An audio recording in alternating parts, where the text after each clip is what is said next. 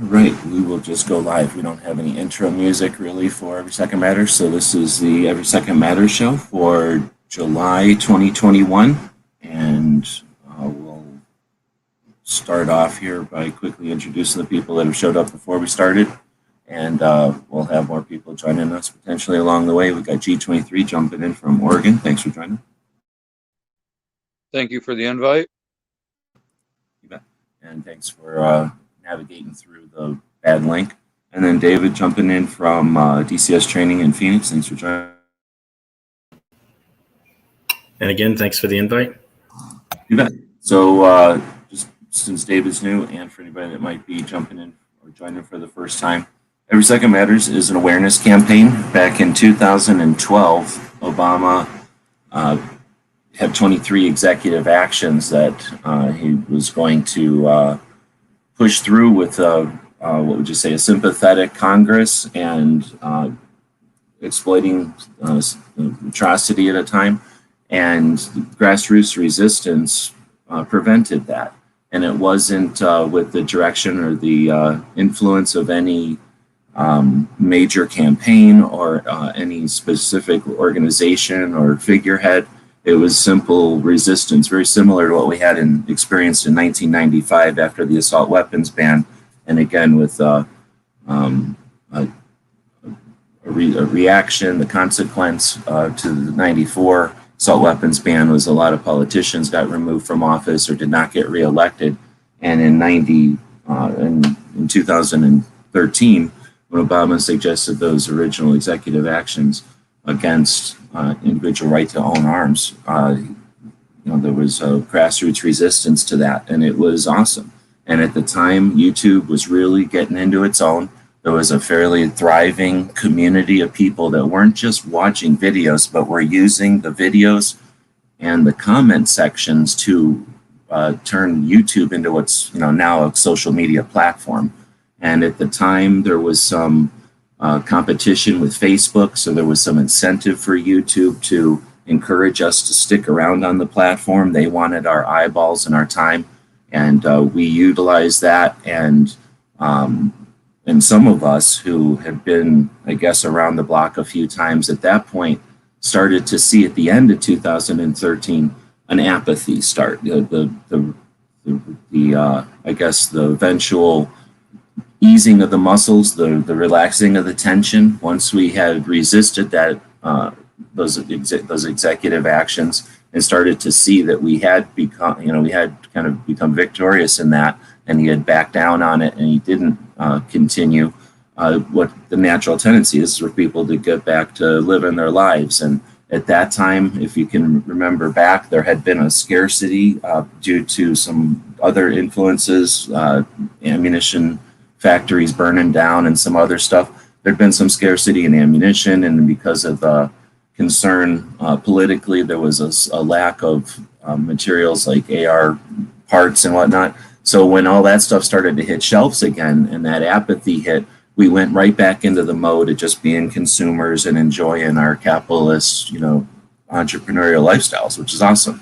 Except that we understood, some of us, like I said, that we were going to see another, need to be vigilant, right? They say liberty requires eternal vigilance. So we knew that we would need to fight again, and how could we harness some of that grassroots, whatever that was, right? So because again, the YouTube community was thriving at the time, and there was a lot to it. A bunch of us were having these live conversations on the old YouTube Hangouts almost nightly. Different people were hosting live conversations, and the community was huge and very active. And one of the things that kind of came up as a topic and then was pursued by a bunch of us was this idea of an awareness campaign, not a new organization, not a new tradition or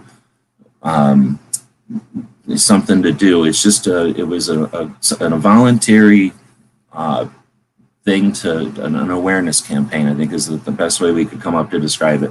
Just something that on the second of each month, we'd remember what the Second Amendment protects and however we wanted to do that. Some people wear open holsters, some people open carry. I mean, some people wear empty holsters, I guess, depending on what kind of point you're trying to make. Some people open carry, some people take people to the range. Some people wear the logo around. We came up with this logo that says every 2ND matters. We can get into that. The idea there was to have something that wasn't necessarily in your face gun related, but could be something that starts a conversation potentially. So the idea was to do different things on the second and then get together and have conversations. And this is the result. 13, like this was 7, 8, and it was whatever years later. On the second day of each month, different people will get together and have conversations either about what we've done or what's going on. I personally don't care about the news. I think it's a problem when we follow the news, when we're led to be interested in what they decide we need to be interested in. Instead, I feel that we do better when we pursue our interests at our pace and according to what's important to the individuals. We've got a community built of individuals all across the country with all different kind of things happening to them. And with our Every Second Matters projects or efforts, what we try to do is talk about the second and not so much react to the news. All right, with that, Cheryl Todd joined us from Phoenix. Thanks for jumping in. Not hearing you. There we go. Cheryl joined us. We're live. Thanks for joining. Okay, well, her mic might not be working yet, or her earphones might not be working yet. We have you now, Cheryl?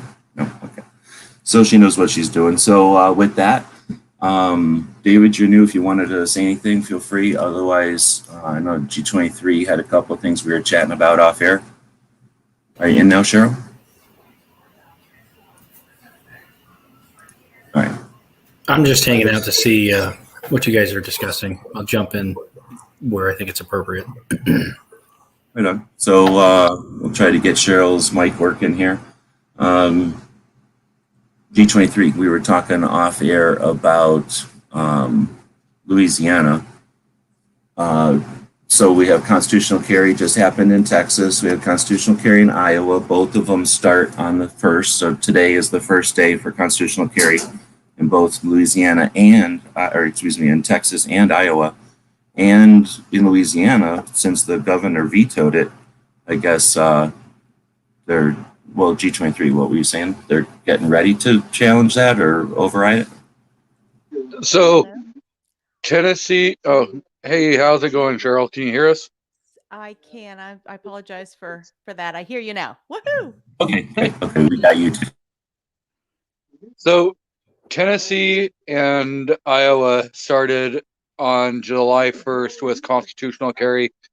So congratulations to both of them.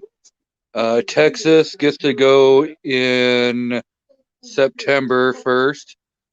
And Louisiana, the governor vetoed the constitutional carry, but they should have enough votes to override the governor in Louisiana to be able to have Louisiana as the 22nd state for constitutional carry. And then what's the pace on that? When are they doing that? So everything has to be done by July 15th before they make the announcement to hold a special session for the veto override vote.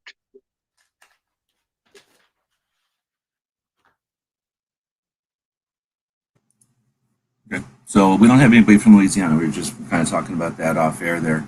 That, well, you know, there's a lot of states, and I guess some of them, I don't know, have more people online than others. I don't know what's going on in Louisiana, but I can't think back now. I can't think of anybody who's ever been in conversations from Louisiana. So I don't think we'll get much insight from the state. Ken Blanchard's out there. Good afternoon. He's lurking, it says. Hey, Ken, stop lurking. Come join us. I've got Cheryl's audio very low. Is there a way for me to adjust it? I wonder. I go to edit mic settings and I turn this up.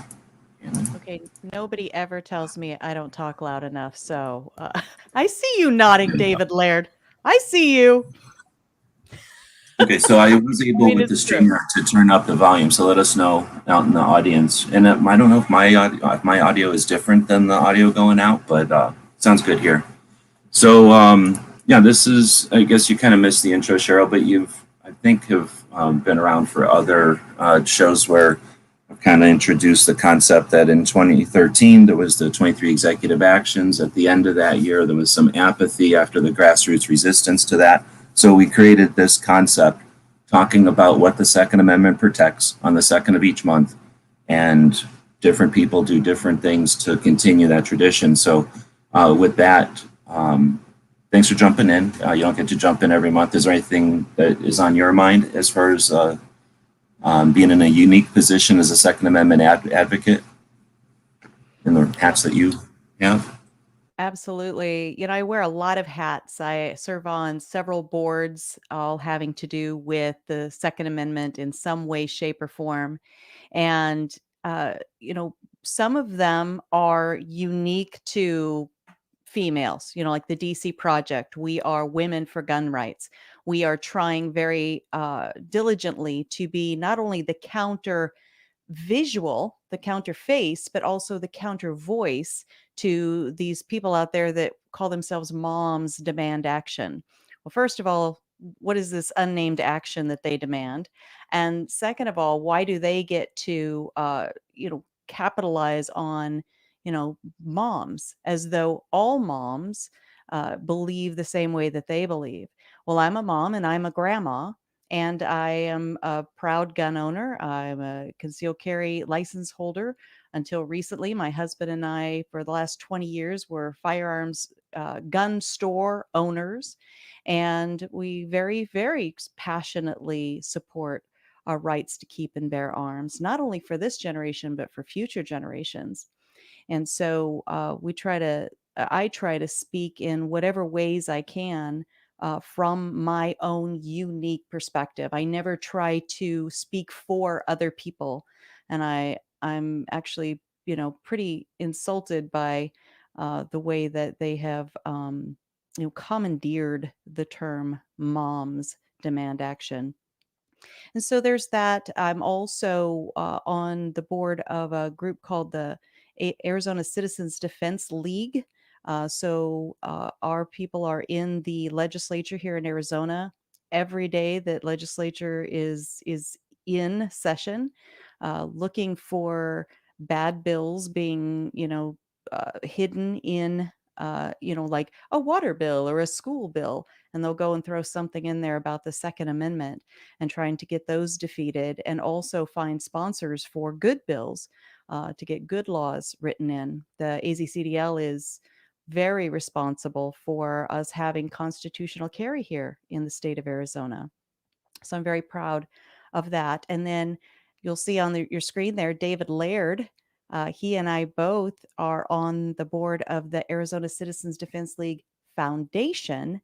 And the foundation has the mission of bringing training to people, making sure that people are properly trained with the tools, which, the safer we are as citizens, the less opportunity the other side has to try to write in their common sensey laws and that sort of thing. So just as an overblush, that is, kind of where my mind stays occupied, and a lot of my time stays occupied. I have the huge opportunity to go travel around the country to speak to different states and help bring some of our Arizona freedom to their states. And David and I were just recently in Ohio, as a matter of fact. I don't know if he spoke about that before I jumped on here. Right. So I appreciate you giving us sort of an introduction for anybody that isn't paying attention. Hopefully, if you're paying attention to my channel, you already know who Cheryl is and you knew all that. You also do the podcast, which for whatever reason you just neglected, but multiple times each week for a while now. You and Dan do an interview, and that had been a multi-person interview each show. Now you've focused that down, I think, for the better, to have a more longer time with an individual for like a longer interview. But that again gives you some insight, some awareness, some well, you get friends all over the industry and all over the community then, and you keep up with them. So again, with that perspective, which I appreciate you jumping on the show because we don't get anyone with that. There's few people. There is no one else. You're unique, but there's few people at that your level with awareness of what's going on. So I'm not interested in doing an interview with you or an introduction for you as much as where are we in 2021? The way I see it is the administration who had the challenge to get into office has many challenges, the border, health, international. I could go on with the challenges and reasons why they would need to have a distraction. And they know that gun owners can be a manipulated distraction when necessary. So where are we in 2021 when with all the things he desperately needs and he'd love to go after guns. He's already called that shot. He's already made it clear that that's his thing. And the best he can come up with is like asking one of his executive branches to ask us what they think we would think if they changed some rules, which a lot of people are crying, this is the end of it, democracy's over, all the way down to let's not even regard this as a thing because it's nothing. I'm asking though, in an environment in 2021 with all the resources we've got, you mentioned the DC project, which, it's a lot of things and you mentioned a lot of them, but what you didn't mention is that you, right, and Diana and everybody else are role models for a whole generation of girls that want to be activists. They want to change the future. And they never knew that you could be a Second Amendment advocate as a female because we didn't know that you could be a Second Amendment advocate, period. And y'all have just taken that and taken it to a level where it's mainstream, it's cool, and it's a thing to be a Second Amendment advocate, to be a civil rights activist with the Second Amendment. So I can't even imagine how many girls are about to hit the scene because of your lead, right? So with that, and that's not even talking about, we talk about DC Project right now because you're in it and it's doing awesome work politically. But let's talk about a girl with a gun. 400 females went to Colorado last year during all the garbage and went to shooting schools and learned everything from first aid to how to deal with social, everything, probably a little bit of activism. But right, like there's huge organizations that have existed for years that are just female oriented. Now let's talk about Ken, since the 90s, a Second Amendment advocate, right?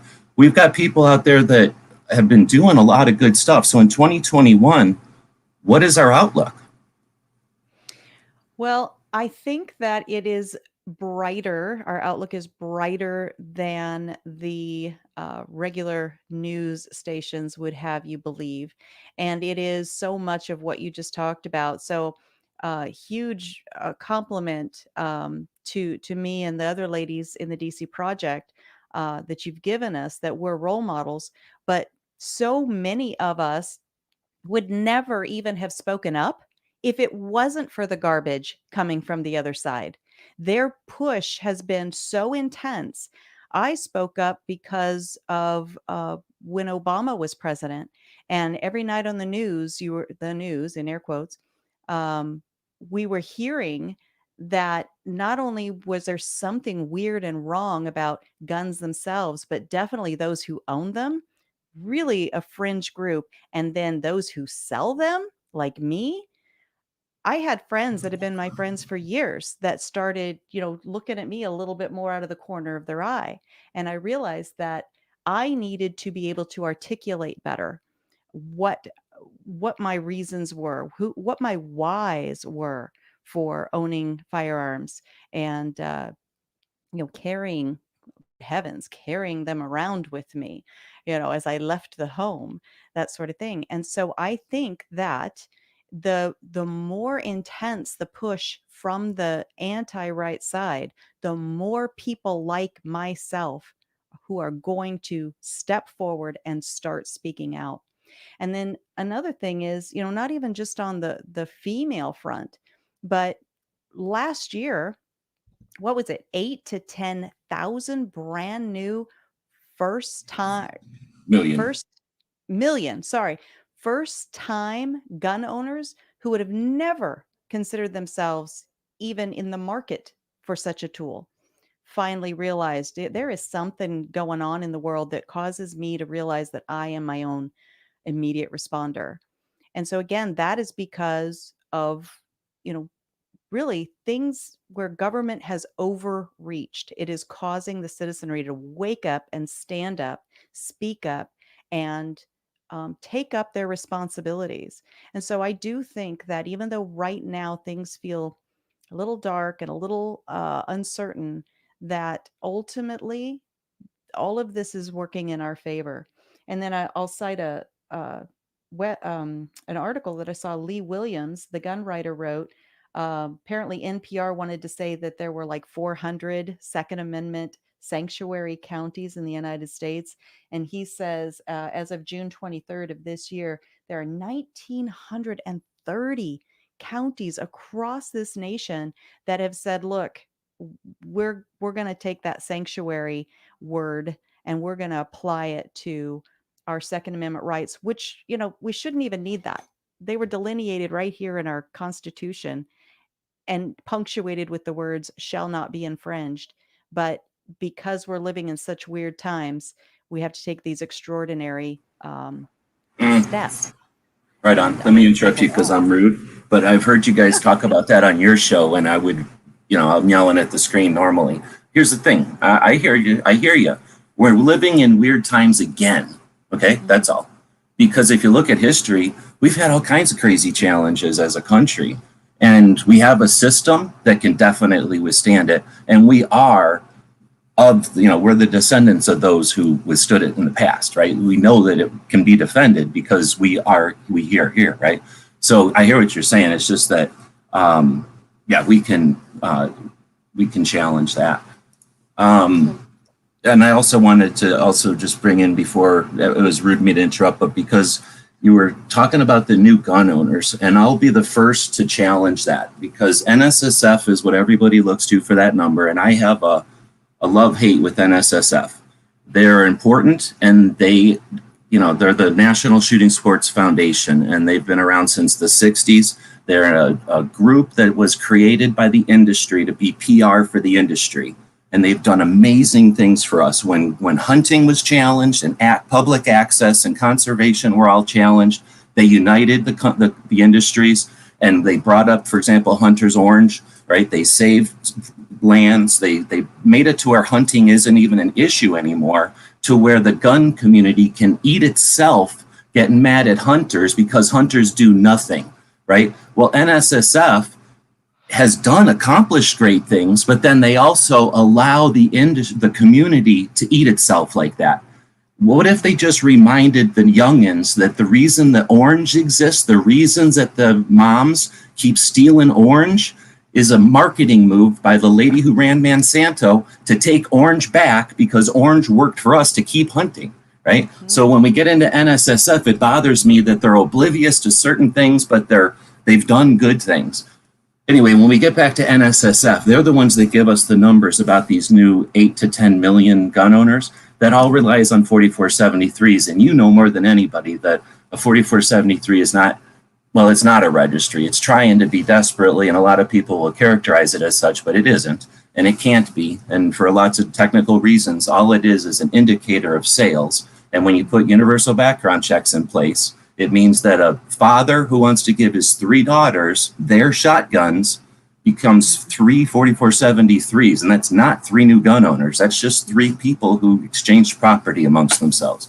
And that is what I have a problem with assuming that this 8 to 10 million gun owners is new gun owners. That said, I don't disagree with we had a lot of new gun owners.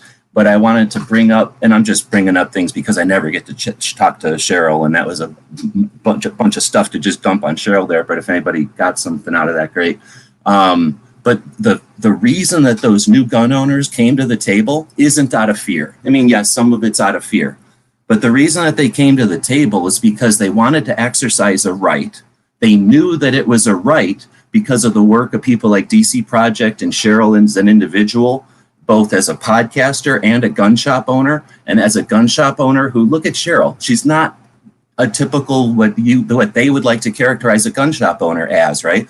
Because of your gun shop and all the customers that went to your shop telling their friends, that facilitated those 8 to 10 million gun owners. So that wasn't 8 to 10 people got scared and went to the basement of some place and through the dark bought a gun in an alley. These are people that understood they had a right, decided to take advantage of it, and were easily able to facilitate that because of the works online of the DC Project, people like Cheryl as a podcaster, and then people like Cheryl as a gun shop owner who made it possible for that and had guns available. I mean, we had a system in place, an infrastructure that allowed 8 to 10 million guns to just move off shelves. So with that industry in place, how come the DC Project isn't fully funded? Why are you guys having to ask for help to get your delegates to DC? You know, that's the $1 question right there. And I don't understand why we don't have more people, more organizations putting their money where their mouths are. Maybe we're also focused on building our own brand that we feel like we don't have any extra to then help the other person. But That's interesting. at some point, we are going to need people to start digging deeper into their pocketbook and put their money where their mouth is.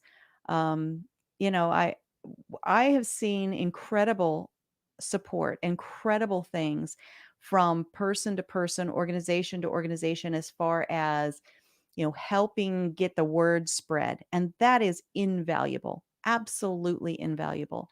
But the fact remains that the best work gets done face to face, in person, and that requires airline money and food on the road and cheap hotel rooms, and at some point that does cause people to have to dig into their Starbucks money, or their golf on the weekend money, and really understand, if you say you value something, what'll tell on you every time?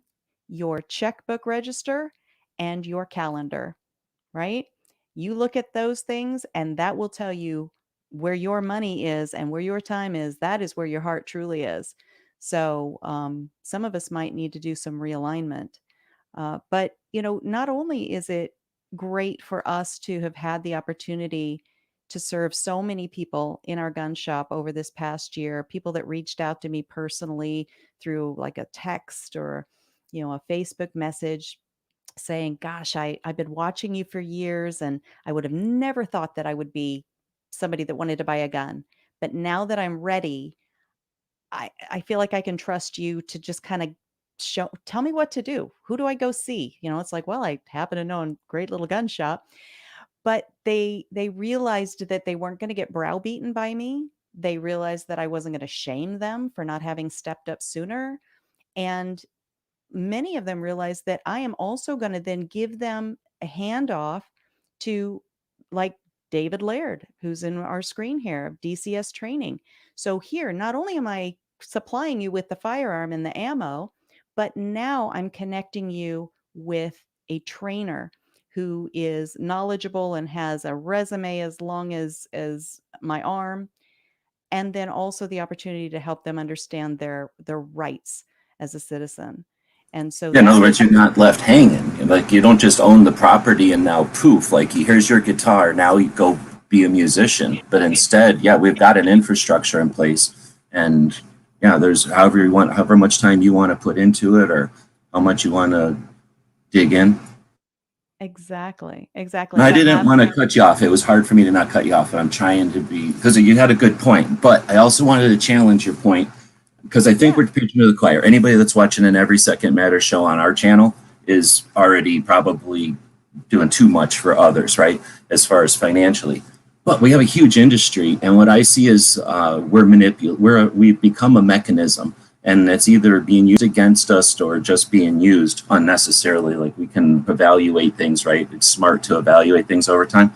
So we know that gun shops have the feast or famine situations going on over time, and they have to deal with that. And we can't scorn them unless you've walked a mile in their shoes. And same thing with manufacturers and all the distributors.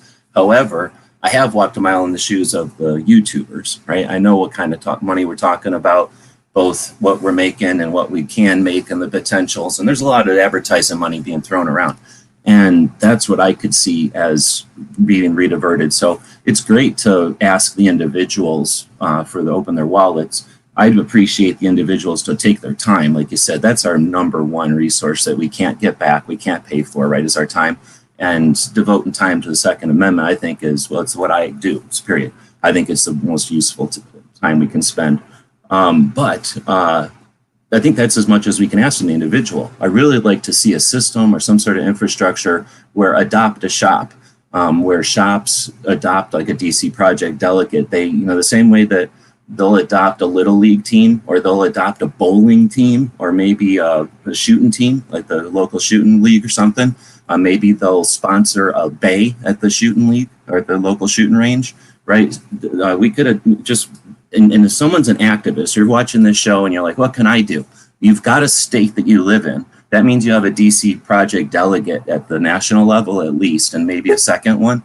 And that means you've also got the state level delegates and just the DC Project. And then you can probably find other things that have state level delegates. And then you can go around and open up a phone book and just call gun shops and say, hey, do you have any discretionary marketing money? Have you ever thought about helping to fund the females who go change the face of gun ownership at the federal and state level? Have you ever thought about putting up a big plaque that says, here's the DC the project delegate that we sponsor now, and here's the ones that we've sponsored in the past, just like here's the Bass Club Pro or whatever that we sponsored their boat to go fish and throw the fish back in the water. Like, how about we start valuing our rights that way? Anyway, and then instead of asking the individual, let's make it an industry thing. I know nothing gets under your skin as much as the fact that we don't network in the ways that we could as effectively as we could. And you're such a great voice for that. And you always have these great ideas to toss out there. And I just hope you keep doing it. And at some point, somebody's going to go, that's the one. That's the one that's going to click for me. David, you threw pink pistols out there? Yeah, so, while you guys are talking, like I said, I was going to wait for my chance here. Some of the things that I know about the gun community. Can you hear me? Yeah, I can hear you, David. Yeah, sorry. I was just going to say boarding house reach. I run my chats like if you just start chatting, Okay. dig in. So sorry to interrupt you, but feel free to interrupt me anytime you got a point. Yeah, so I think one of the things that most gun people don't know is we have such a diverse group. I don't think we really pay attention to that. We have, coming from the training side, again, we have 8 million new gun owners. Well, who are these new gun owners? And what's the reason for them suddenly wanting to get a gun? Is it because this year we have more kids suddenly turning 18 and they're really big into hunting? There are groups out there that are pushing to get more kids into hunting. Like you mentioned, the Girl and a Gun. We also have the Well Armed Women. There's a couple other big shooting groups, and I feel at a disadvantage. I know there's one based out of Oklahoma. I met their senior leader years ago at a course. We have the Pink Pistols, which is a LGBTQ group, and so that doesn't really. That's not what you typically assume as a gun owner. But the truth of the matter is America is a very diverse country, and there's just a whole plethora of people that might want to own guns. And so we as a gun industry need to stop trying to narrow down our focus to maybe military, law enforcement, or the tactical Timmies. And we need to try and be more open and basically say, hey, if you brought a gun, you're good to go. That's all we care about. And then, like you said, there's a lot of training organizations and stuff out there that I don't think support the local activists. And I think it's really important that you do, and it's something that we've done since our start, is, when you're sitting down in our very basic class or a CCW class, we're letting you know who the local group is that you need to support, who the national organizations are that you need to support, because if you enjoy the fact that you have this, you need to protect it. And trust me, it's under fire. Early part of this year, I remember seeing a lot of stuff about, hot rod modifications, and, the government was going to crack down on your sports car. Well, there was a huge rise nationwide about that, because you start thinking about every mom and pop auto shop suddenly can't replace a muffler unless it's a factory original part. That got a lot of attention. But what I see happening, and I know that Cheryl was talking about this too, is the other side plays a lot on feelings and emotions. And they're real big about picking out keywords that strikes your feelings and emotions. And they're very strategic about the words they use, how they attack something. I anticipate we're just coming off of a 2-year lockdown in the school system. We're going to throw kids back in school into a social dynamic that they're not used to.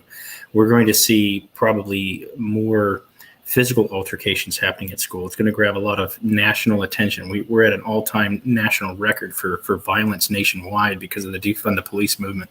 We have the perfect recipe brewing right now, so they can jump on every news media outlet and paint this however they want. And of course, they're going to attack the gun and say that that's the culprit, where it's a mixed spaghetti soup of a whole host of reasons. But they're brewing this. This is a pre-calculated plan as to how they would get to this moment. And when August starts, I can see a greater need for us to look at how we redesign our school systems to ensure our kids' safety, so that we don't have the rise in school violence that we've had before under past administrations. And like you said, people get into this calm moment where, the world's going right. Everything in my life is fine. So long as you don't bother me, I don't want to bother you. I want to say that that's the majority of United States citizens, is they feel comfortable with the life that they have so long as nobody bothers me. I don't need to worry about that because that's happening downtown, or that's happening in some other state or some other city. I don't need to be involved.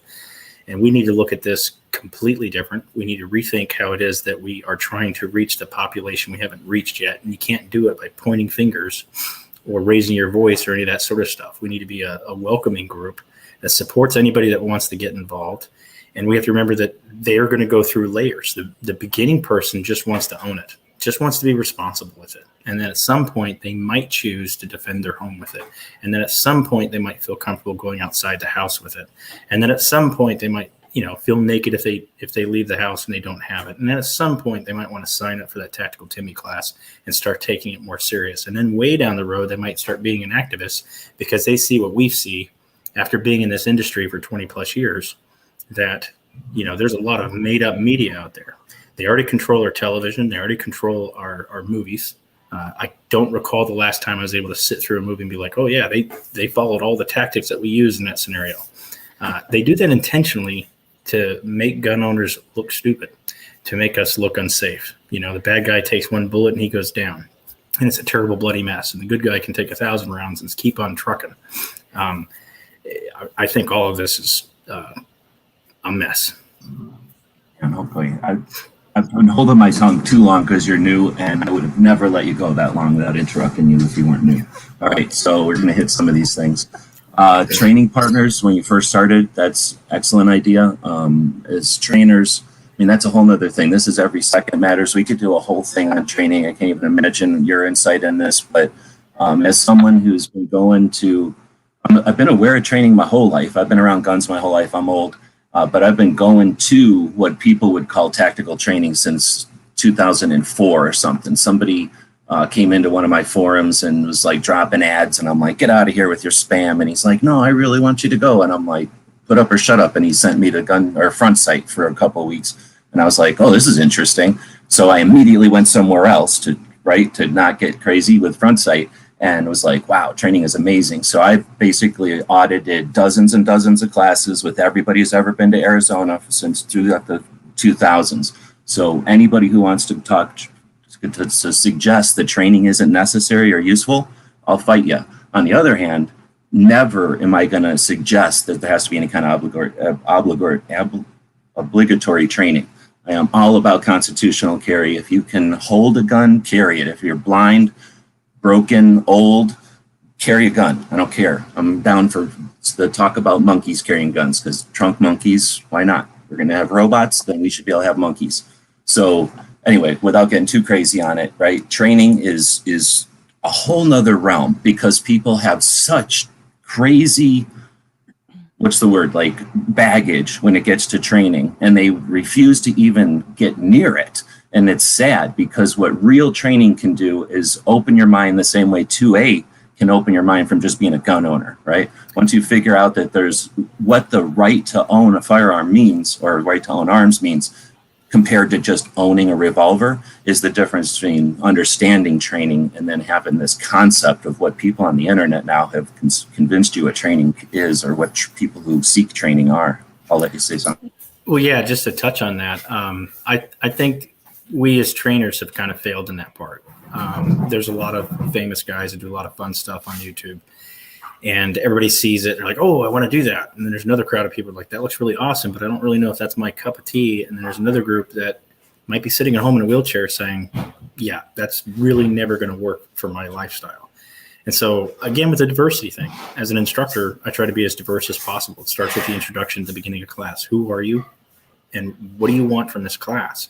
Because I can have somebody who's, wrong-handed, left-eyed, missing an arm and a leg, and I'm going to work with that student on an individual basis in that class and help them achieve their goals.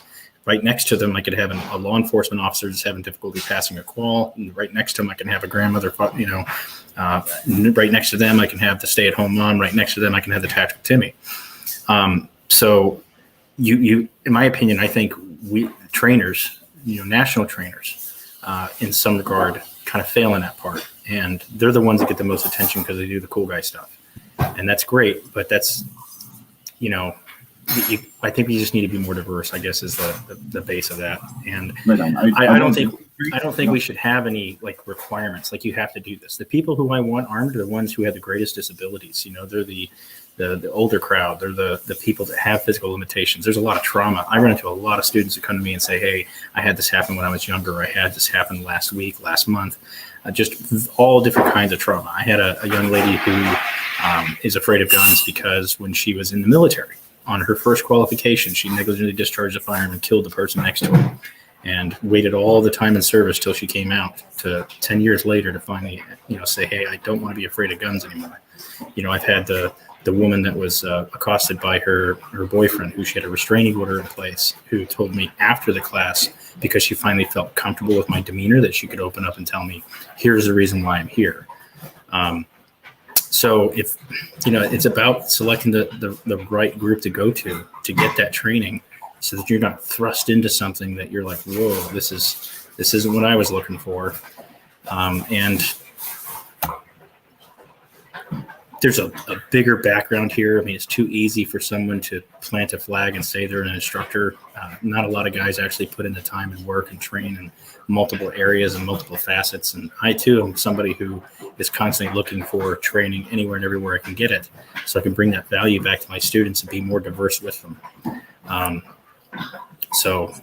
Right on. Well, you were, I don't want to disagree, but I'll disagree. So you're right, and I'm not going to challenge, but what you said is accurate, right? That the trainers could be different or whatever, but I'll disagree on it's not like they made a decision. A lot of them were thrust into the internet. The internet was thrust upon, whatever you want to call it. Like, the internet just happened, and some of them were ready for it and some of them weren't.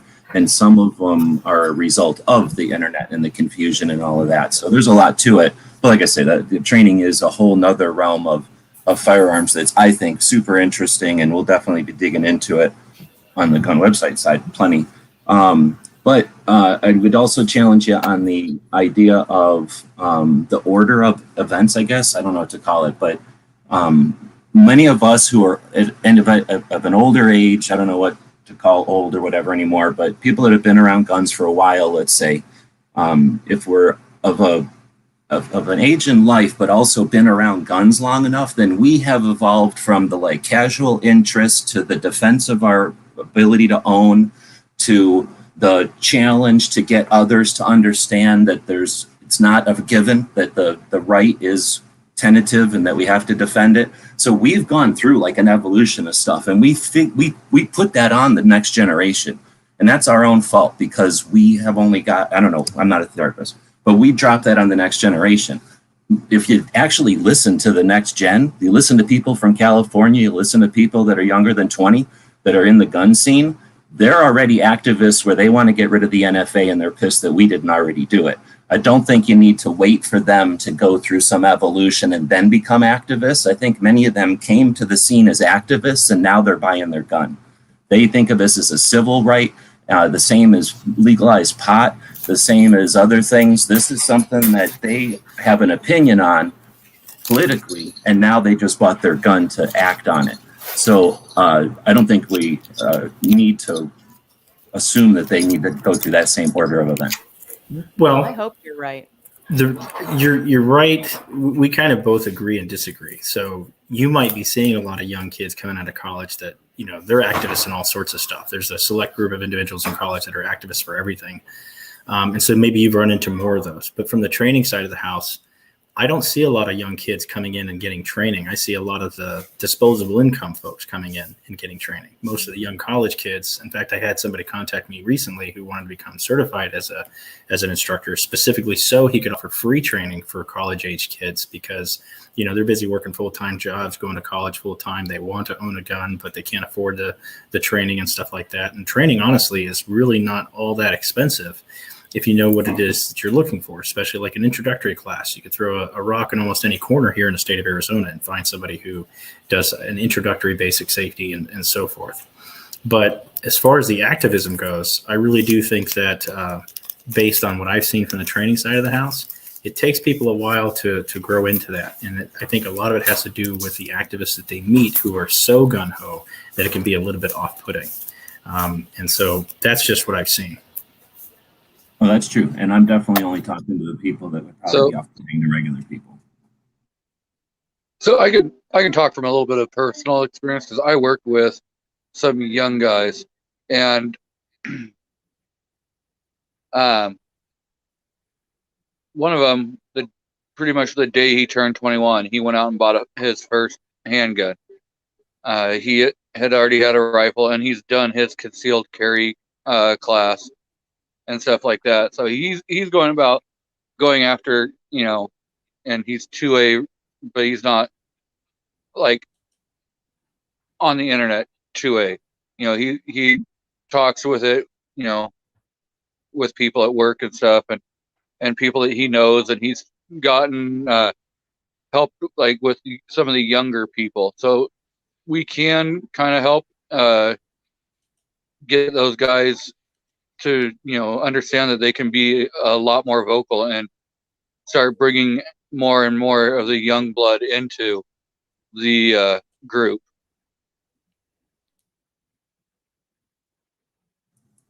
Well, and then I just want to say I'll second that emotion. My name's roll call for the new people on the panel. Cheryl, I adore you, and I like your dress. Thank you. Thank you. Working behind a gun counter, I see it all the time where younger kids come in and they have that mentality. They have that mentality of, this is my right to carry a handgun. I want to do it. And they purchase their first handgun, which I feel proud about every time I sell one to one of these people. And I always offer the insight of training and things like that. I do see a lot of ambition from them. Some of them can go over the top. It's true. You know, I'm not as old as some people would think, but these kids are a lot younger than me, and I can see the ambition, and I can see the glow in their eyes. But I think that one of the main things we have to do is, we're not going to be around here for a whole lot of more years. You know, hopefully we are, but molding them into being a creator and an activist is something that we have to kind of focus on. We I wouldn't say so much an activist, maybe an advocate of the Second Amendment, of why it's so important, of gun ownership. And why we need it in this country. So I see a lot of it on a daily basis with the young generation. And I think if we can mold these guys and we can make them see that it's not that easy to get rid of the NFA. When laws are put on books, they're easy to repeal them than they are to repeal them. So molding them, I think, is something really important that the gun culture has to do, is mold these young minds into understanding the concepts that go around with the Second Amendment and some of the things that we have to hop, skip, and jump around to ultimately get our goal, and that's a gun in everybody's hand.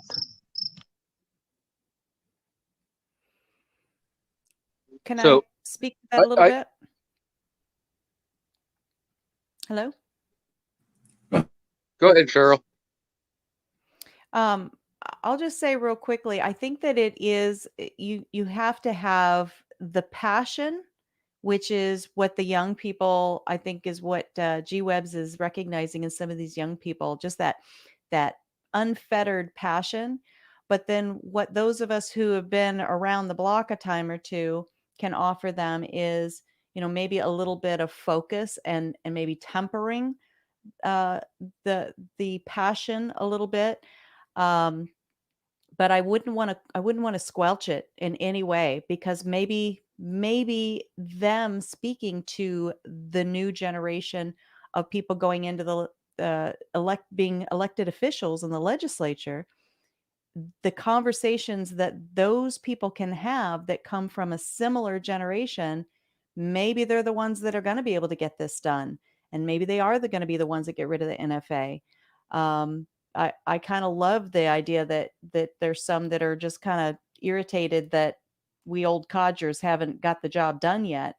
That's a great attitude and a great spirit, but I think they also have to have some level of understanding of, well, how did we get here in the first place? And our predecessors, people, the generation before us, bear some responsibility as well as do we. But anyway, for whatever that's worth. No, that's awesome. In fact, I don't know if you're reading the side chat. I've been leaving notes so I don't interrupt people. I'm trying hard not to just jump in and interrupt everybody when I want to elaborate on something. But the messaging, right? Earlier when David brought up something, it made me think about the DC project. And another element of it is that not only are so people that don't know, I guess I assume a lot, if you're not familiar, the DC project was started in 14? Trying to remember now. 5 now, I think. So, yeah. Okay, so 5 years ago, by Diana, who was a veteran of 23 years at the Tulsa Police Department, competitive shooter, got frustrated and decided to act. So she went to DC with Cheryl and a couple of other ladies for the first time, and as individuals met face to face with representatives. And as I understand it, quickly grew to attempt to get one lady from each state go to the federal level government or Congress once a year, and in groups of 5 with pro-gun and anti-gun quote unquote states. You mix it up so that Cheryl's from a pro-gun, typically pro-gun state of Arizona, can go with maybe somebody from, what was the state that was like the most anti-gun that you visited? New York. Okay, so you got to meet with the representatives in New York. Now, normally Cheryl meets with people in Arizona who I'm sure have a different demeanor or are different than the people in New York. So it's a opportunity for people in New York to meet somebody from constituents from other states, and all this action's taken place. You literally have already changed the face of gun ownership. But that DC project happened because Diana started and a bunch of people participated, and y'all do this on your own dimes. Luckily we've got people that are that dedicated to it that are able to take the time off and get themselves to not just that's the main thing that they do, but then they do so much more that has, again, done things in the background or in collaboration with other things that just move the ball in ways that people don't pay attention to. But the reason I'm saying all that is for people that don't know what the DC project is.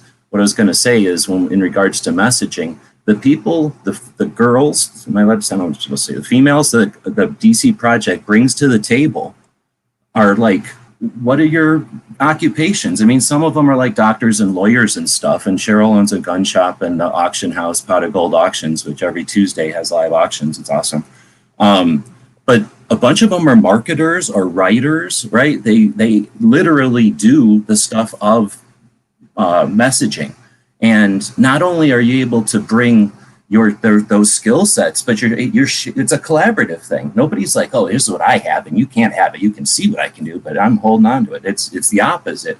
So again, I'm looking forward to, Ambassador Academy, the Train and Learn, the AmCon, are collaborative events that happen where they bring people together to learn about activism and how to do the craft of content creation and marketing and messaging.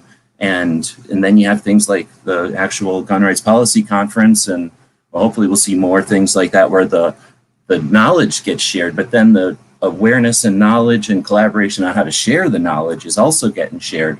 And that's where I was going to say it kind of brings into the training and stuff, and to the trainers and to the individuals and the gun shops. There's a lot of potential, and these people that are new that again have the ambition, they're bringing their skill sets, because it's frustrating. As somebody who learned this stuff back in the 90s when it was first being built, and then lived through the 2000s when we were struggling through it, and then went through the 10s when all this stuff turned automated.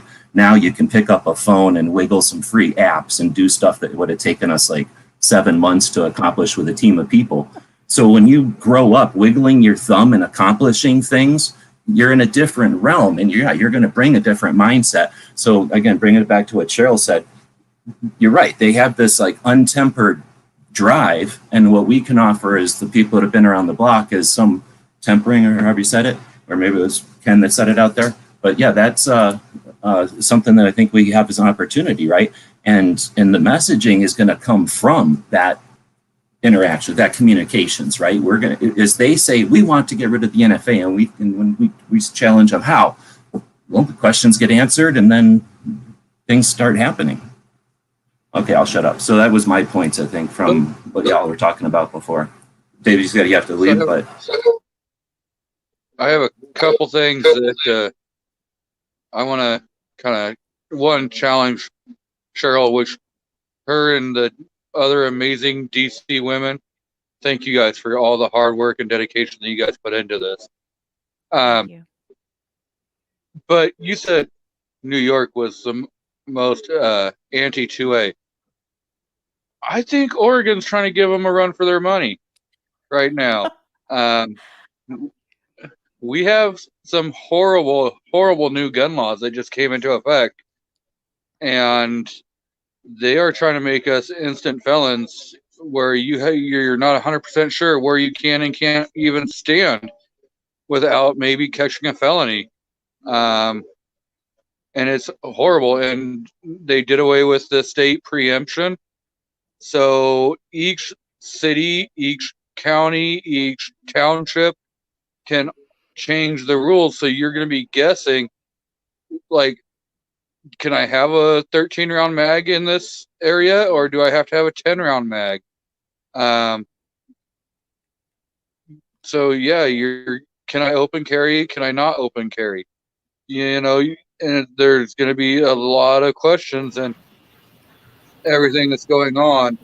So yeah, we're giving some horrible states some runs for money, and I'm really waiting. Yeah. Does Oregon have a gun? Does Oregon have a gun rights group like what we have here in Arizona? Yeah, we have Oregon Firearm Federation. And are they pretty active at trying to correct state legislation? Yes, they're a great organization, and yeah, they do a lot of good work. They are always emailing, letting everyone know bills that are being introduced, and who their exact representative is in that district, and facilitating links so that you can be able to email and conversate with all the representatives and stuff like that to be able to voice your opinion. Because I think that's one of the biggest and most important things that we can do in our individual states. Like here we have the Arizona Citizens Defense League. So you can't attend a class with me without me talking about how important it is to be a member. Give you some perspective, we have like 7 million residents in the state of Arizona. We have 300,000 active CCW permits in the state of Arizona because we're a constitutional carry state. And our local guns group only has 30,000 members. In my opinion, I think that's ridiculous. If we have 300,000 permits, we should have 300,000 members to this organization, because you wouldn't have this permit if it wasn't for them. You wouldn't have constitutional carry if it wasn't for them. And so that's something that I really try to bring home, because it doesn't cost you anything. It doesn't cost you really anything to join it. For our group, it's like $30 for the year. And I mean, whether you're for or against whatever it is that they're doing, I mean, you need to be informed. But if every state decided that they were going to take custody of their property, their state, their constitution, and tell the feds where to pound sand, because state rights trump federal rights. If every state did that with everything that they were, looking to do, we would see a massive change nationwide. California, for example, we're seeing a huge amount of folks just flee California and come here to Arizona. And, we appreciate that. We're hoping you all share the views, like you're coming here because you like what we've done. But at the same time, it's kind of scary, because we're like, don't California or Arizona. We're worried that they're going to come here and be like, well, we like all that, but, this thing here, we're not really for that. And so, that's what's frightening. Rather than see your state burned to the ground, let's work on fixing that. And if we see that nationwide, the feds will have less power. Yeah. And we're getting some of the Californians coming north, and that's to go along with some of the already anti-gunners that we already have. That's where they're getting more emboldened to be able to unify the West Coast. And for a while I was saying, hey, don't lump us in with the lefty two states, but we're becoming more and more, it's a unified front over on the West Coast, and we need to really start fighting more and more. And to go back with on the youth, yes, I love their energy and enthusiasm and everything, but Hold on. what we got to worry about. No, I'm cutting you off. Well, we'll go back to the youth in a second here, but a minute ago, Dave was saying he had to leave in a minute. So you guys you're right. I want to leave first on an optimistic note. There are a lot of people leaving California, but a lot of them are leaving for other reasons than just gun rights, right? Economic reasons or whatever. So that means that they've moved to a state where now they have gun rights, or their rights have been restored. We have things like things in Nevada, which are amazing. We had a couple of cool orientation type of shoots in Arizona. We have the Big Sandy machine gun shoot in Arizona. So we have exhibition type of shoots where people can show up and see what freedom is and experience it.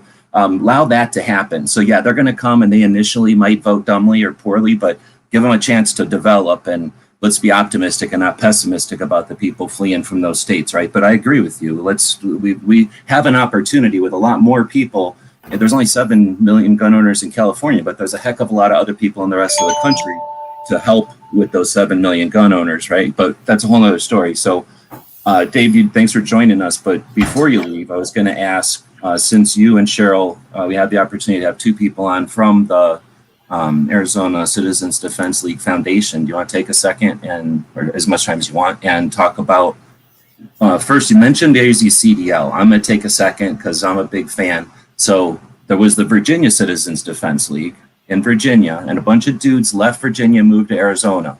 And then they got here and they were like, what? I thought gun laws were so good here, and they weren't. So they sat down at a Waffle House in Phoenix, 5 of them, I think. I always mix it up, but 5 years later, constitutional carry in Arizona. Just some dude said, let's do exactly what Virginia Citizens Defense League did, except we'll scribble out Virginia and type in Arizona. And then they went to gun shows and said, what do you think? And everybody was like, yeah, it sounds good. 30,000 people. I don't even know if we ever had that many when we got constitutional carry. But we just yesterday, the day before yesterday, July 30th, just this month, July 30th, 2010, constitutional carry. So it's like 9 years after the organization got started, 5 dudes sitting at a Waffle House, constitutional carry in Arizona. If you don't know, that precipitated everybody else's 22 constitutional carry states. You're welcome. Vermont started it. Virginia gave us the catalyst. 5 dudes in Arizona started it. We accomplished it. The rest of the states are dealing with it. Now Texas gets to figure it out, right? So Arizona Citizens Festival, that's like their big thing. But we also challenged, well, how come we can't have a drink while we're carrying, which was a big one. We've had other challenges that AZCDL has come up with, and all the anti-gun stuff that they've stopped, right? That often gets overlooked. That's AZCDL. What's the AZCDL Foundation? Or if I edited, if I butchered AZCDL, feel free to edit that. So the foundation was a dream of the president for the Arizona Citizens Defense League. He started it a while ago. This is another non-for-profit organization. It's 501c4, I believe, is the Citizens Defense League is actually a C3. And the purpose of this group is to try and raise money to help provide affordable training to the general public for a whole host of reasons. There's a specific mission that we're currently working on right now that we're really excited about, that we're planning to probably launch in March of 2022. And until we have those dominoes lined up, I don't know that I want to make that announcement yet, but it is super awesome. It's part of the reason why we traveled to Ohio. But I thought it was a great thing. They approached me. The former director of training they had on the board is kind of semi-retired and taking a step back. He's one of my mentors, Mike Abramovich. He's the Western Regional NRA director, or Western Regional training counselor, and he oversees 13 states of training counselors. I happen to be a training counselor. And him and I have had a really good relationship for years. So when he approached me about it, told me what it's about, I kind of got thrown into it. Found myself actually designing the website and the everything we're going to be doing with the website. But I'm looking forward to this opportunity because I think it's an excellent idea, and I'd really like to help share some of the amazing trainers that we have in the state that I don't think get the attention that they need. And this will be a great place for folks to find knowledgeable, heartfelt, genuine trainers who are interested in actually helping you improve, because we do have great facilities here like Gunsight, Front Sight up in Nevada, etc. But there's a lot of homegrown talent right here and that are doing the right thing and by their students and have really worked hard to be masters of the craft. And so, yeah, that's pretty much the gist of the foundation. We're getting ready to get that the new website launched here very soon. And there's a link to it on the azcdl.org. You can just click on the foundation button. It'll take you to it. And we'll be probably by the end of this month, we'll be able to announce the stuff we plan on doing with that. Right on.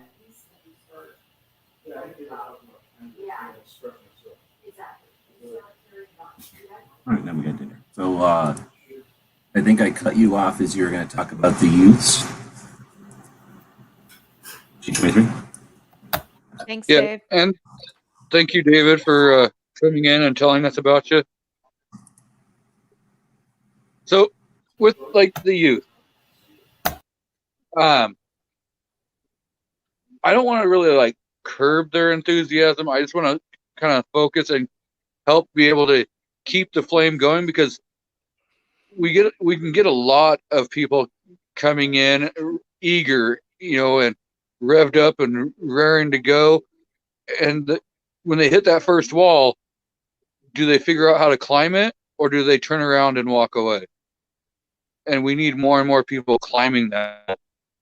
And so it's the burnout factor. We need to figure out how to keep this as a longevity. All right. Well, you want to get real, or do we want to talk about it just on the surface? We're an hour into it. Let's see, where are we at? We got a couple of people watching. This is for you guys that may have heard me say this before, but I haven't had a chance to, I don't think, to ask Cheryl this. But this is something that I've become aware of this year. And you know that I've been, I talked to you a while ago about losing my drive or my momentum, right? And I got reinvigorated by a couple of people out of California who I saw had their bite on the jugular of the NFA. And like I said, I think that's rejuvenating. I've been discouraged by the something, and I couldn't put my finger on it. And then Locked and Loaded Latinos. I don't know, you know them, right? Yeah, amazing project, and that has definitely kept my interest in being an activist or whatever the hell I am. So what was I going to say? I was going to say that, this year I became aware of something that basically let me put into words what had been frustrating me. And I think this is our issue. And that is, and it's real and it's difficult because I don't know if it's something we can overcome as easily as throwing money at it or time at it. But it's the revolving door. The fact that as an activist, and even as a gun owner to some extent, there are enough new that we don't retain the old. And when I finally figured out that that's a characteristic that we have, I started to ask around. And when I asked, what's more important, the new or keeping the old? There was never any hesitation new, never any hesitation at all new. And then when I started thinking about it from that perspective, there is no apparatus, there's no mechanism, there's nothing in place to keep old or to keep existing. You either have to be dedicated and stick around in spite of the fact everything is a revolving door. And that took me a while to figure out that that's the challenge. And I think that's what you're talking about, G23, is that we see a cliff. And it's like, welcome to Second Amendment advocacy. Welcome. Here's your $30. Welcome. $30, please. Welcome. $30, please. And there's no stairway. There's no next level. And I don't know that if that's, I'm not suggesting that's a plot. And I don't think it's like nobody thought about it. I just think that we are used to having a trickle and people leave. And there's never been any, I'm just saying this because I don't know. It's the first time I'm enunciating it. But I suspect the organizations just never had the resources to wonder why people aren't sticking around. And people didn't stick around and they just assumed that was a fact of life and they built their systems based on that. And now we have influxes of more people and all they can do is expand. And when people leave, they deal with it because they have more coming in the front door. And what that leads us with is that we are a mechanism. The antis know that they can come up and do whatever they want and that there's no memory. There's no resistance over time. They can come up and hit us and hit us and hit us and hit us and hit us, and we never do anything except a completely understood, what's the word? Anyway, I'm going on and on. But I think that's one of our things is that we have a challenge to create an advanced level, a next level, a level for people to proceed to. And just like in instructors, if David was here, you know, the instructors, first level, it's easy. Then you get the people that instruct instructors, and there's fewer of those people. And then there's people that instruct the people that instruct instructors, and those exist. And that's a mechanism that the NRA has in place that most people are easy to blow off because the NRA is worthless, because somebody who wants my $30 told me that the NRA is pointless, right? But there's nothing that we can do as 5 million members of the NRA. Wayne LaPierre is smarter than us and more effective than us. So, you know, there's nothing that we can do. We're powerless as members of the NRA. But Wayne LaPierre is so tricky that, you know, that he's overpowered it. But one of the things the NRA has done is created that, what is it called? The counselor's counselor thing. So they've figured out that since whatever 1700s when they started, that if you're going to instruct people, it takes people to instruct instructors and then instructors to instruct instructors so that you actually have progress and you have evolution over time. And when guns change from being stuffed down the barrel one shot at a time to being breech loaded, hey, that's a difference in manual of arms. That's a difference in how you shoot, right? When they go from an effective range of 100 yards to 600 yards, hey, that's a different set of instruction. When a revolver goes from a single barrel dueling pistol to a multi-shot revolver that isn't going to explode, you don't have to hold it as far away from your face as possible. You can actually hold it with two hands in front of your chest. And then the evolution of training happens. So, you know, the NRA is responsible for a lot of that. And that's some of the stuff that I think that we can adapt or we can look at or use to the Second Amendment stuff, because getting back to where do we go when these people show up as activists and all we do is welcome them in and then, you know, enjoy yourselves, but there's no extra activities for you to do. Maybe we can take some advice from these instructors who figure out over time that you have to be able to evolve. You have to be able to, I don't know. But anyway, that's my question. So my answer to G23 and my question to Cheryl is that a thing? Is one of our issues that we're only welcoming people in, or am I just missing the advanced? I don't get invited to everything. I'm a jerk. So you've given me some food for thought actually, to kind of think about that, because we absolutely have to hang on to the people, the bearers of our institutional knowledge, right? And I think that's kind of where I was fumbling around with earlier when I was saying we've got all these passionate new people coming up trying to squash the NFA. That's awesome. But if they don't understand, if they don't have that institutional knowledge, I think they're going to flame out too quickly. And so if they understand the shoulders on which they stand, be they good or bad, I think that that's important. But so what you're talking about is, the trainer structure and scenario, and I hadn't ever really thought about that before. So I'm going to think about that and come back on in another show and let you know what I came up with. But you know, I it is just my personality to try to put whatever, if I have any influence, then I try to lend it to the next generation, the next person that I see that is geared up and has a good message and is ready to do good work. I don't have money to necessarily give them, right? But I have a platform that I can offer them, start getting their voice out there and their platform built up. And so that's one layer of it. But are you suggesting maybe a more formalized structure? So, but then I worry that could have gatekeepers, right? And then if Oh, this that's the person thing. Yeah. feels threatened, right? If this person feels threatened by the next young up and comer, then they might get squashed rather than lifted up. So you've really given me some good food for thought. And I know you were just kind of stream of consciousness, not like you have a Exactly, very, because I'm just discovering it myself. So, yeah. and I'm not sure if I'm even tuned in correctly, but that element or that angle is new to me, and it is sort of interesting. So I don't know if I'm thinking of when you brought up gatekeepers. I mean, that's certainly a thing, right?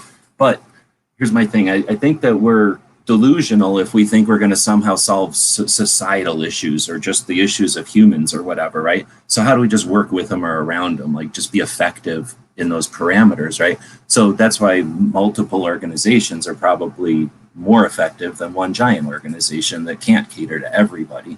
But at the same time, well, because multiple organizations can represent so many different things, and you can join multiple organizations then.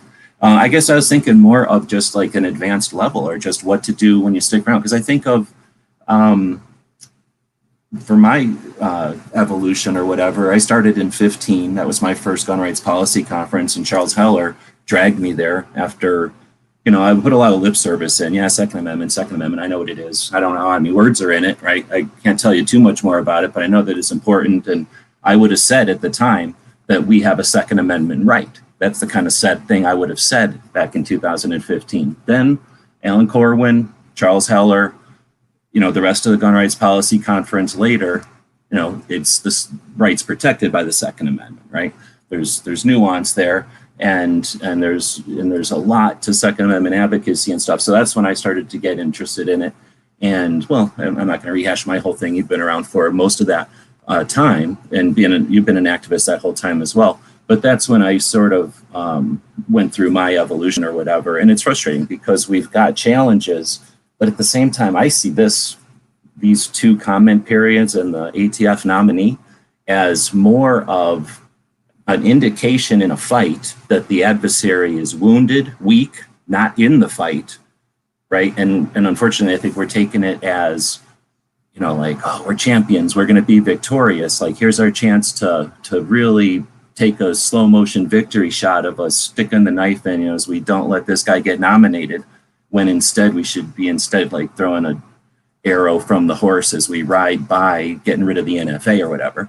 And that's where I guess, again, stream of conscious or whatever you say, I'm just saying, that's where I'd like to see something like this or something like Gun Rights Policy Conference at night when everybody's just chatting or whatever, to hear the conversations go to, how do we get these people that are eager together so that we take that fight on, start seeing this as, you're suggesting that braces need to be whatever, like how many millions of braces? That's called precedent. And that tells you that the 34 law was incorrect in the first place. And that, so we should be challenging its existence. And that kind of stuff is the place for those conversations, because all we hear is the welcome to the Second Amendment. Here's the challenge of the day. And that's the, So, I don't know So words, I- but that's where we need a space for that. And I don't know if that's I don't know what to call that, just a new group, or if it's a second level of the existing groups, or I really think, just stream conscious, and I'll let you guys talk, I really think that the DC project will accomplish that, unwittingly perhaps, but as you, when I say girls, females, whatever, you people, I can't say that either, I don't know what the hell to say. So when the What do you DC mean by project you? evolves and you figure out how to make the project work, because that's got to be an insane amount of networking and complicated whatever, you're going to figure that out. And then boom, we have as a community, all of you as a resource, and you're just going to, by nature, show us how to have that relationships with the other, between groups and between communities and between everything. So I think that that's going to disseminate into the rest of us. It's just going to take some time, but there's got to be a way to use the skills. You've given me two things to think about. One is we need to start building up, growing up, and electing people with more of a spine, right? The other side that hates our rights, they are as bold with their total garbage nonsense as they could ever be. We have facts, we have the Constitution, we have our the values of our nation and tradition, and we get all spineless and jellyfishy about everything. So we need to raise up strong representatives who will keep their spine once they're elected.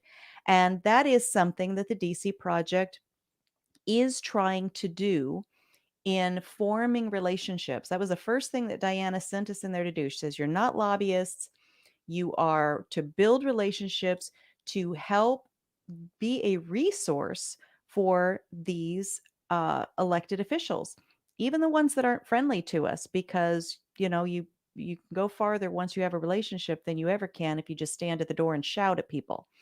And so as we are encountering people who are they're trying to have a spine, they're trying to do the right thing, they're trying to write kind of risky bills like Thomas Massey. I mean, he's the kind of guy that would write something like, let's repeal the NFA. We've got to rally around him and help him have that support, because the other side, they're taking no naps and they are taking every pot shot they can. And a lot of times it causes our elected officials to get weak in the knees. Now, people like Thomas Massey, I think it just makes him stand up a little taller, but it's important for us, whether we're the DC Project, whether we're just Joe Citizen, whether we're the AZCDL, to help those legislators know we have your back. You do have a constituency that will support you. And we are demanding that you have a spine. I think that can change a lot. And I think we have the tiniest embryonic stages of that. But we I think we need got to more grow than on it. that. Those number of sanctuary counties, and we have sanctuary states now, are indications of that. And that's the kind of stuff that emboldens, is that a word, to the politicians, or at least the political strategists, to know that, that it's a position. And you're right, there is actually one that is to remove the NFA. I don't know if it's got any momentum at all, but there is, I believe, one bill that at least it bounces around. So something like that I think is also effective, because it's something that they have to challenge. So it's the offensive, defensive type of thing. Instead of us always being on the defense, throw some stuff their way that they have to spend their resources to challenge. And but again, the DC Project effectively, I'm glad you brought that up, because I made it sound like it almost sounded like a lobbyist thing if we would have left it there, because that's not what they're doing, or not what you're doing. You're going there and, like you said, creating relationships. So now, when so-and-so in New York, who would have never known you, for example, or let's pick somebody else, like somebody in Ohio needs to have somebody represent something, they can pick, or back in the old days, they would have had to pick somebody like, I can't think of her name, the politician who could see Russia from Alaska, and everybody, she was real divisive. Everybody, either loved her or hated her. Sarah Marjorie Palin. Taylor Greene. Sarah Palin, right? If the politician could only pick a Sarah Palin to represent gun rights or a gun position, a pro-Second Amendment position, then that would just have a different connotation than if they pick like a 3-gun Beth, a girl who is a competition shooter and the opposite of a Sarah Palin, right? And when they can have at their as a resource, a Rolodex of ladies to bring up if they need a mom, if they need a grandmom, if they need a lawyer, if they need a sports shooter, if they need an ex-law enforcement, they'll have them, or they'll have a person who can find one immediately for them. Yeah, and that changes the future, because we don't have a limited binary. Is that the right? I don't know the words used, but we don't have such a limited black or white. You're either this, whatever the face of guns used to be, or this. And anyway, and that creates, like I say, a future where there's nuance, and then people aren't limited, and that's where I think we see the challenge to something like the NFA. As we have the Hearing Protection Act almost went through on the Americans for Disabilities. It's a safety device. We almost had that go through until their BS exploitation of an atrocity in Vegas. And again, we not only have the facts, but we have the history. It is so obvious that they can only react in their mechanism. And once you bring that to light, which we're able to do easier and easier with things like the memes and the sarcastic little quick videos and stuff to get the point across to people. And once we have the people on our side, that's the messaging, right? Is once we have the creative people on our side to be able to have that attitude and the abilities to get that messages the other way, then we get the momentum shift to our side. And that can happen so quickly. So quickly that I don't ever see this as a finish line, but we're definitely not at any extreme where we have to be worried. It's not a for sure win or anything, but we certainly have momentum. Absolutely. Absolutely. I'm going to need to take off here, but man, this has been amazing. Thank you so much for sending me the email to remind me that today was the 2nd. And I actually had time to pop on here today. I really appreciate all that you do. And these conversations are important because they give us fresh ideas. They embolden us to be,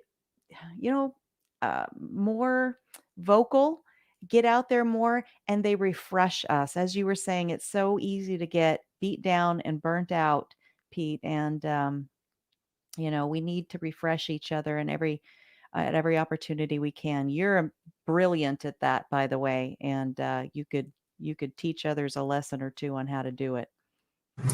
I know. Well, thanks for being my inspiration. Well, thank you so much. I want to say thank you, Cheryl, for everything that you do, and it's been amazing to be able to talk with you, and hopefully we'll be on a panel again together to be able to have more and more of these discussions, because you guys, we need to get more and more females out and vocal, because you guys come out from a different angle.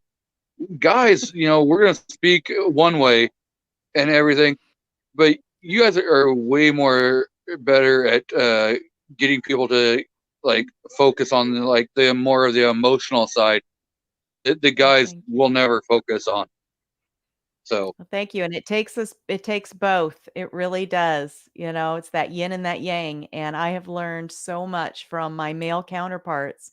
And so it's so important for us to have these conversations and learn from each other and build on each other's ideas. So thank you so much for that, G23. I appreciate you. I got a blast. Thank you both. Thank you all. Mwah, mwah. We'll talk soon.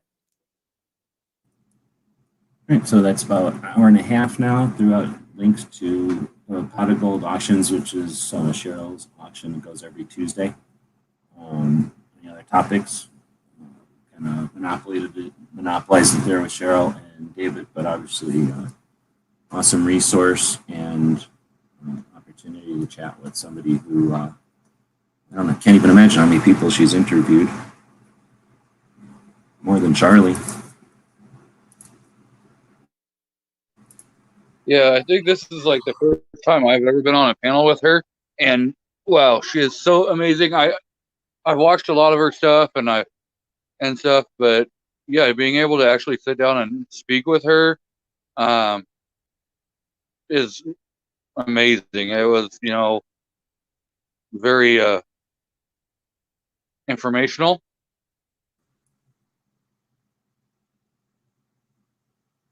Barbecue, roll call, anything? Been going for a while. Who am all my corking? Is Matt still on? Did you have the big? Budget didn't have a show tonight. He had something to do. Right. Night Strike's doing something, but we always cork Night Strike.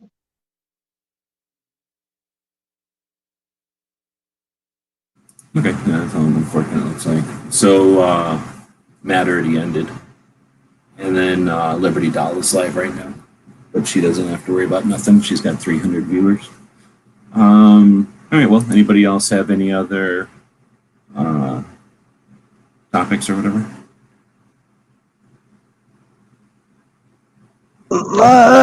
I'm not sure. Anybody? Oh, Gizzard has a show coming on. What time does Gizzard's show start in? In the top of the hour? Yeah, I think it is top of the hour. But I know, like today, I was out and about. Did you post your show like a long time ago, Gizzard? It's not showing me your show. Like in my, when I click on it to see what's coming, it's not showing. Test. Hey, can you hear me now? Yeah, now we can hear you. All right, I was looking for the wrong thing. Now I see Gizzard's show. All right, whoever I was over talking to. Anybody there? Yeah, we can hear you, Barbecue. Yeah, we hear you. You're very low. Do you not hear us? I'm going to move your microphone up. No, that's not. I'm going to move your microphone up. Check. Anything? What? Turn up your gain. Is that better? I got his microphone up. No, I was Can you looking hear at, us? I wasn't looking for the black. I was looking for green.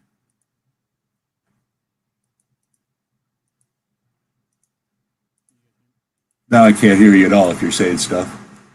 Then you ruined the whole show. I have to do the whole show over again. Can you guys hear me now? Yes. Yeah, I don't know what the heck was just going on. Good God, I'm sorry about that. So if we can backtrack a little bit again, going back to this influx of new younger generation.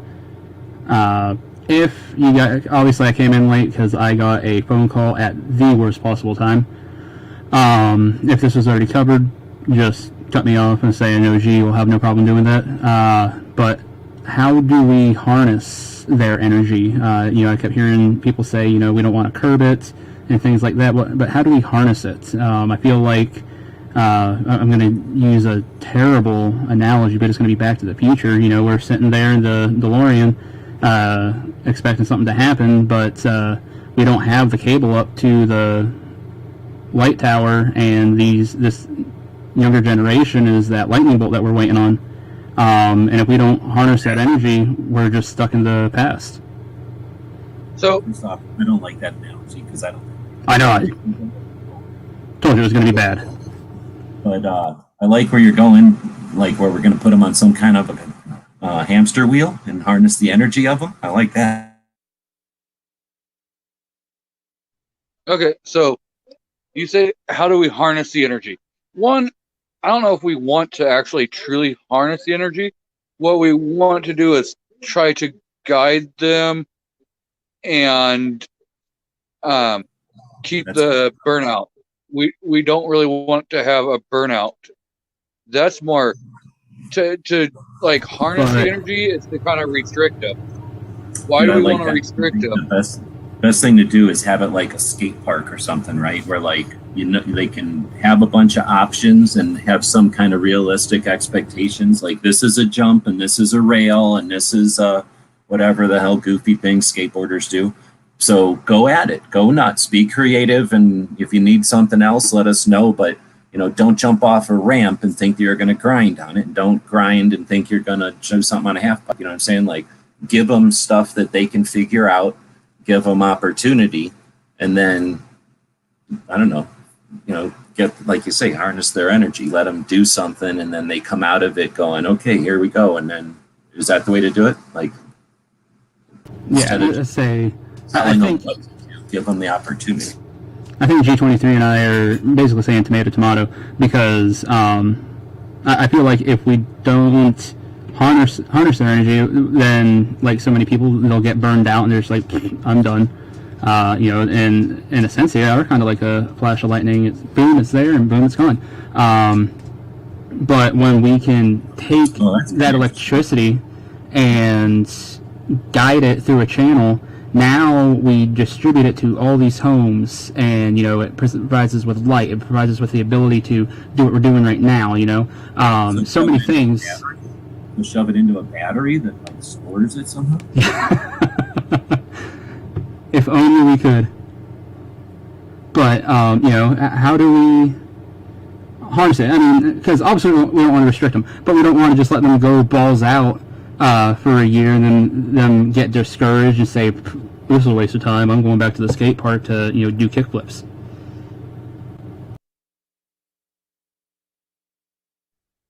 Yeah, so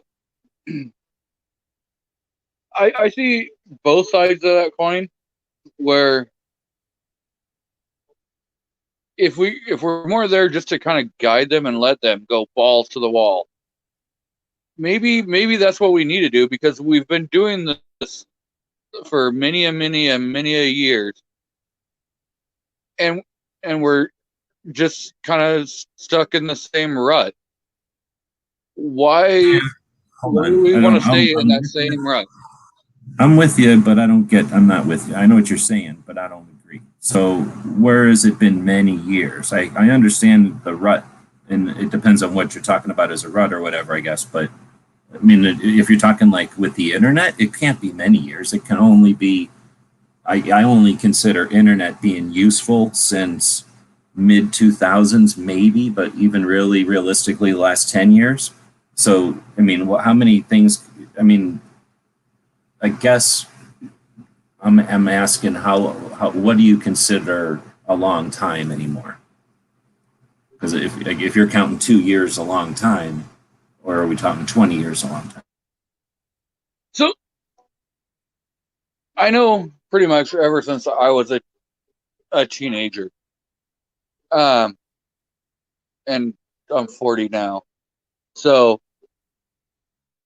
I've heard many conversations. I've heard many conversations on how can we do away with the NFA, or how can we get national reciprocity and stuff like that.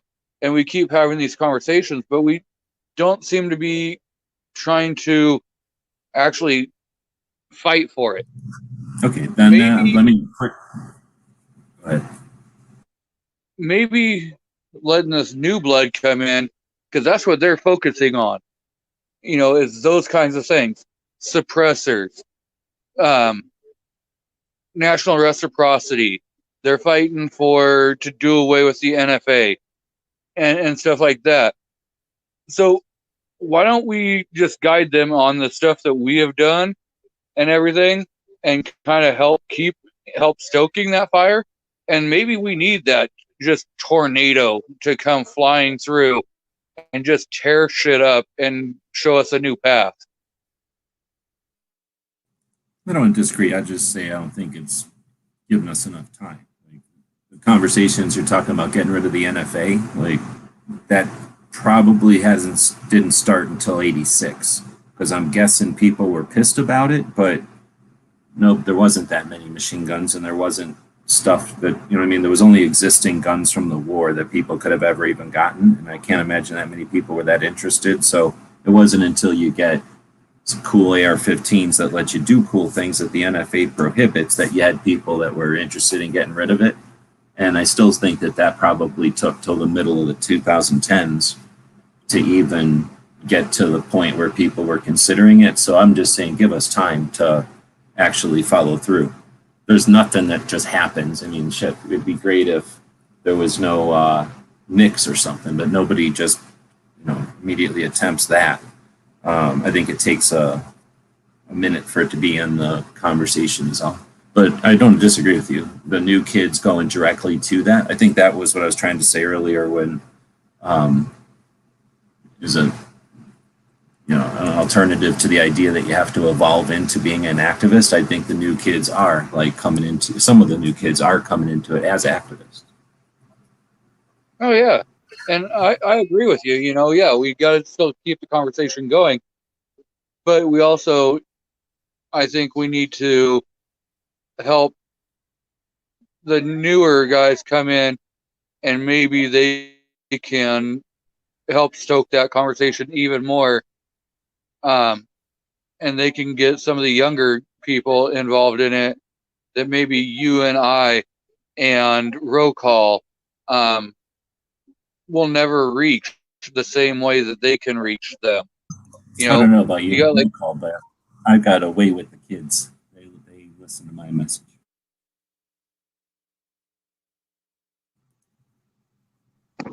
And to be honest with you, I when people come to my channel or people approach me in real life, I don't want to. It's like throwing them to the wolves. And the bad thing is they'll get beat back. And I think that's some of the struggle that we see. They come into being an activist like things are going to change overnight, and it doesn't work that way. So what I do is I level with them. Like, look, I love the enthusiasm. I love the drive. I love that, but I don't want them to get burnt out. So I'm straight up with them. When I started advocating, I thought like how they thought when you first get in there. Oh, we'll turn this on a dime. It doesn't work that way. And as long as we level with these guys or gals or whoever, and we level with them and say, look, this is going to be a long, drawn out fight, and you can't run the tank dry right off the get go. And we level with them and we tell them this is a process, and they have to trust the process for the process to be able to work.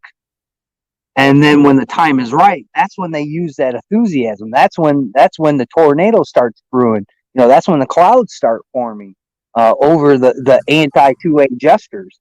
That's what I do. I don't know how you guys do it, and I know a little bit of what G does. I've met him on tons of occasions, and we've had good chats.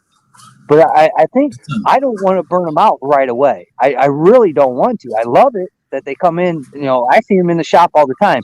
Oh, you guys don't sell suppressors? Why don't you sell suppressors? Blah, blah, blah, blah, blah.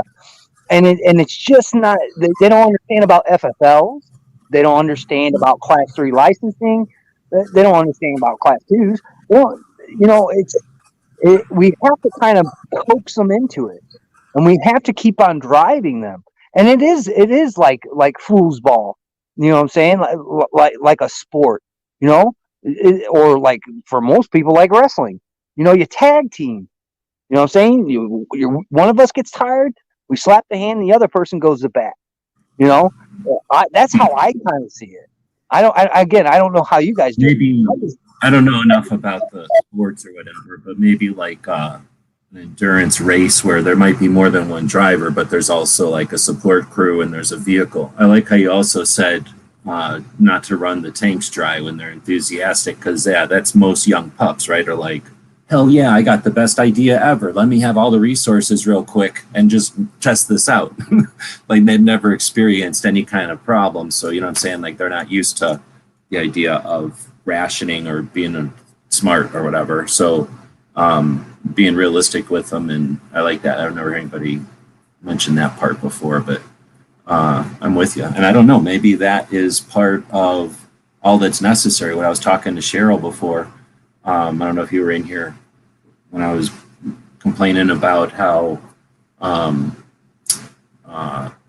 there's nowhere to go as like an advanced class or like a second like a level of advocacy or whatever, like that, you know, you're just welcomed in and pay your $30 and then just get in line with everybody fucking else and wait.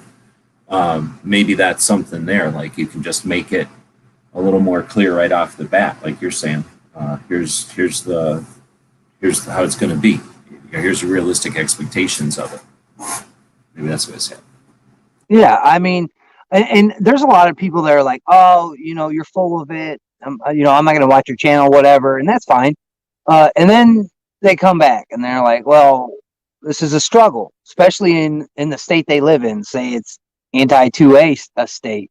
You know what I'm saying? And I tell them it's always going to be a struggle. That's why you know, it's like giving the keys to a hot ride to a kid with a half a tank of gas. You know, he's burning tires down the road, but by the time he turns the corner, he's got a quarter of a tank left. I mean, I understand the struggles of it, and I never did when I first got into it, and I really got heavy deep into it, and then all of a sudden you hit that roadblock, you know, and you're like, oh man, how can we do it? And especially here in my state, if people don't know, the state of Indiana is slow on everything, whether it's medical marijuana, whether it's constitutional carry.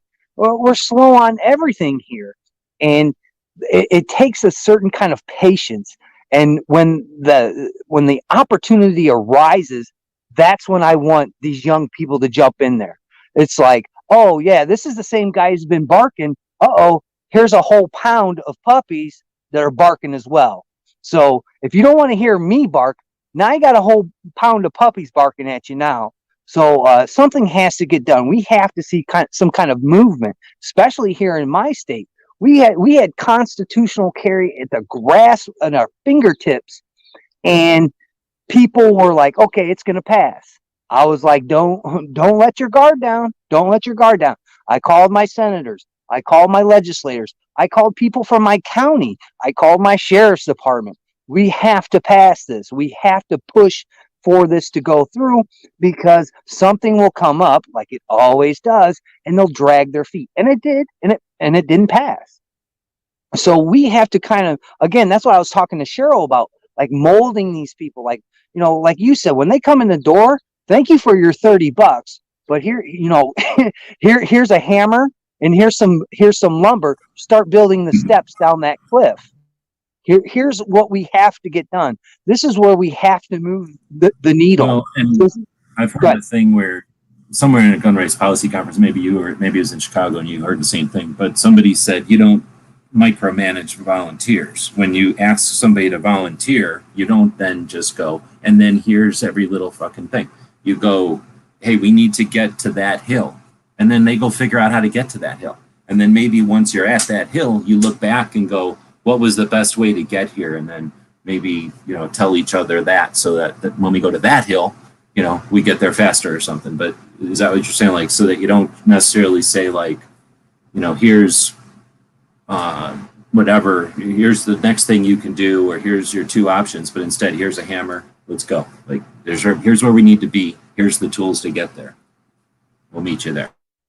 Exactly. And I highly advocate, and if I'm going to advocate for someone, you know, if you're starstruck by Cheryl Todd and you're amazed by that, you should meet the real shakers and movers like Cheryl, like these other people, like Alan Gottlieb. I had a 20-minute conversation with that man, and you know what? He's right on a lot of fronts. I talked to Eric Pratt. He's right. And then I said, you know, what are you going to do? What are you going to do when this ends? He's like, then I'm going to retire. You know, this is a long haul. This is not a sprint. This is a marathon. I wish it was a sprint. I wish certain bills would pass. I wish we would get our rights fully restored, and we wouldn't have to worry about the ATF knocking on people's doors. We wouldn't have to worry about sending emails to the ATF and our senators about bogus legislation. When I went to that place, I soaked it in and I learned a lot. I talked to so many people that have been doing this way longer than some people that say they're experts. They've been doing this stuff since I was a twinkle in my dad's eye. And I really took that to place. You know, I wrote down notes. I wrote down certain things that they said. And then when you saw some people, the speakers of there, like for all you sports ball barf people, you know, Kurt Schilling was there. He was the pitcher for the Red Sox all those years. He's a gun guy. He sat up there and said, "The hell with the ATF, the hell with the government. These are our rights." So there's a broad spectrum of people that you meet at these places. Not only that, there's a broad spectrum of what you're going to learn, and there's a broad spectrum of what to do and what not to do. And I that's what I kind of go off of. And I'd love to go back and do it again. I'd love to go back and do it again because I believe I can learn something new and a new technique that I can learn people that watch my channel, that I can teach other people that are out there trying to push forward, trying to move the needle forward. And like I was on a chat, I forgot whose chat. It might have been Barbecues, and this kid was just talking about, "Oh, we're losing." I said, "This is part of the game. It's always 10 steps forward and 5 steps back. This is the game that we have to play. I don't like it as much as the next person in line, but this is what we have to do." But the gains that we have just seen over the last few years, these are huge. These are monumental. I'm going to interrupt you because you're not wrong, but here's a challenge to that. So what you're saying is, or what you just said was that, you know, this is the situation, the 5 steps or the 10 steps forward, 5 steps back, and we have to deal with that. I hear you. I mean, that's definitely, I'm not disagreeing. That is the concept of liberty requires eternal vigilance. So there's always going to be a fight. But I guess what my challenge would be is that, at least one of the ways I look at it and stay motivated, I guess, would be I look at it as something that we have to do. But if it needs to be done anyway, then why not look at it as a challenge? So for me, when I don't live in a world where I have to mow a lawn anymore. Luckily, I've escaped that life. But I grew up being into forced servitude, having to mow the lawn every week. And I hated it. I hate everything about mowing the lawn. Like a big part of why I live in Arizona is because I hate mowing the lawn so bad. But using that as an analogy or whatever, when I did have to mow the lawn, you know, I was going to spend as little time as possible doing it. So I would come up with like the most efficient route to get the most of it done that at least could be seen. You know what I'm saying? Like every little thing I could do to not have to do something, it was included in my strategy.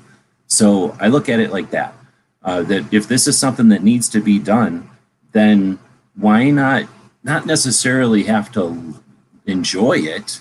I mean, I'm not saying everybody's got to do that level, but why not at least accept it as a challenge and enjoy the challenge part of it to accomplish it either efficiently, if that's your thing, or accomplish it in such a way that it pisses off the people that are causing it. Like this, the liberty requires eternal vigilance is only because some a-hole is trying to take your liberty. Like, it's not like liberty falls apart and you have to constantly maintain it. You just have to resist it from assholes who are trying to take it, right? So the infringements are coming from a-holes. It's not like, it's not like China comes along and threatens the Second Amendment. The only people threatening the Second Amendment are a-holes in this country. So as much as it's a challenge, like part of the challenge can be to stop the a-holes from attacking us. And then it's not a challenge anymore. Right? There is the game of it, but there's also the game of stopping them from playing the game. Like there is the chess game that we're playing, which is all the stupid laws and garbage that we have to monitor. But there's also the game of making them quit playing the game. And maybe that's your thing. So all I'm getting at is, I guess, is a challenge to what you're saying is, yes, it has to be done, but we don't have to look at it as a burden.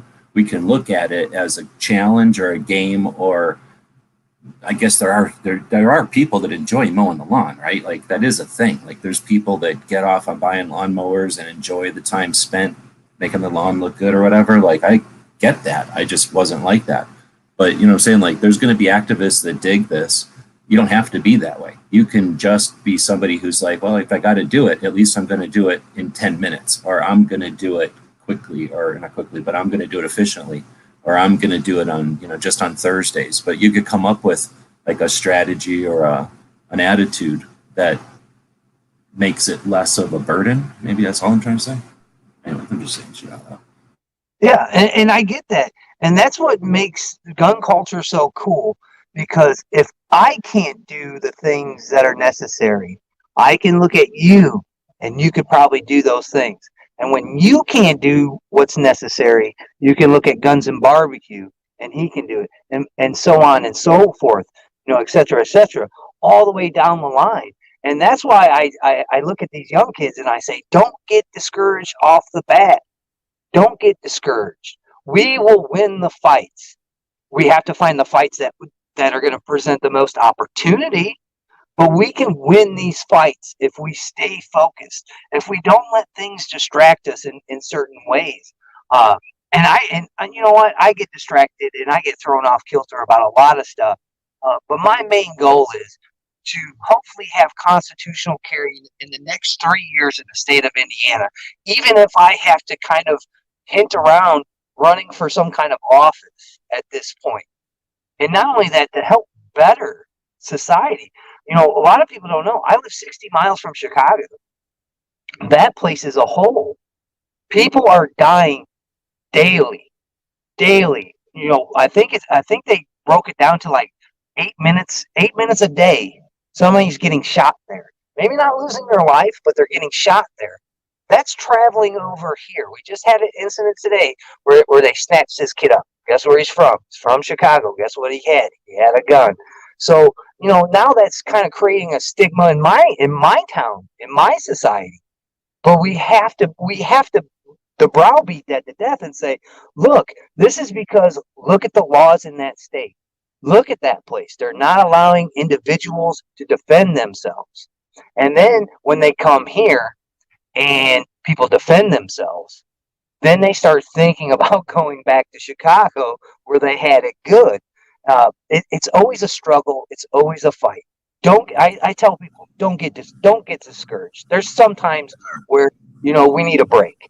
There's sometimes where we need to do We're getting a break because I'm interrupting you. So Gizzard insists on hosting his show in 3 minutes. So that gives you each less than a minute to answer this question. Who won 2A for the last month barbecue? Who won 2A? FPC. FPC. So G23, who was the winner of 2A last month? I'm going to say every local state 2A organization. You got Arizona Defense League, you got OFF, you've got, you know, the Texas gun owners, you've got all these different ones that are putting in way more. But yes, they are being backed by FPC. They're being backed by Second Amendment Foundation. They're being backed by GOA. Quit watching DJ on his show and quit DJing that question. You're supposed to answer one thing. You just answered it with like a plethora of them. So now roll call. Who won 2? Who won 2A? Americans did. Gun owners won 2A. Gun owners did. All right. So with that, you can answer the question over on Gizzard Show. It'll start in 1 minute and 40-something seconds. We dropped a link before, but we'll dropping a link over here. And then after that, later on tonight, we'll have our show. It's called the weekly 2A wrap-up, where we don't pay attention to the bullshit news and garbage. Instead, we just pay attention to what happened in 2A. But thanks to y'all for joining the panel and for what David from that training company earlier. And I don't know him, so I don't know the name of his company off the top of my head. I'm looking DCS training. Thanks for joining. And then, of course, Cheryl Todd jumped in.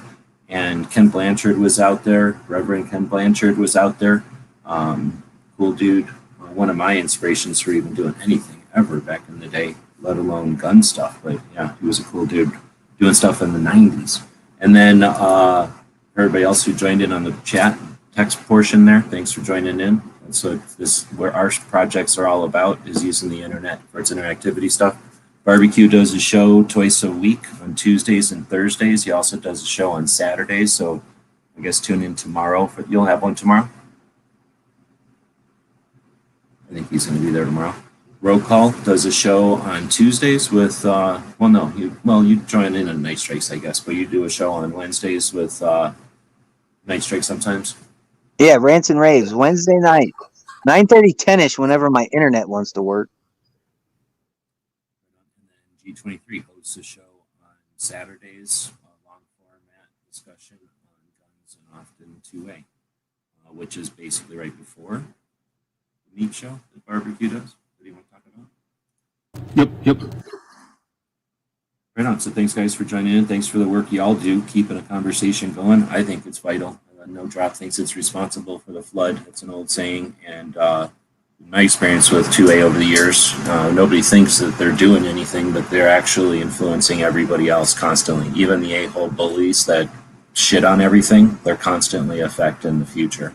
So realize when people are out there, we've got a fight that's going to go on for a long time, and it's up to us to decide how we're going to fight it or how we're going to approach it. And again, thanks for showing up to this conversation. We'll be back next month on the 2nd for another Every Second Matters, because there should be starting at any time here.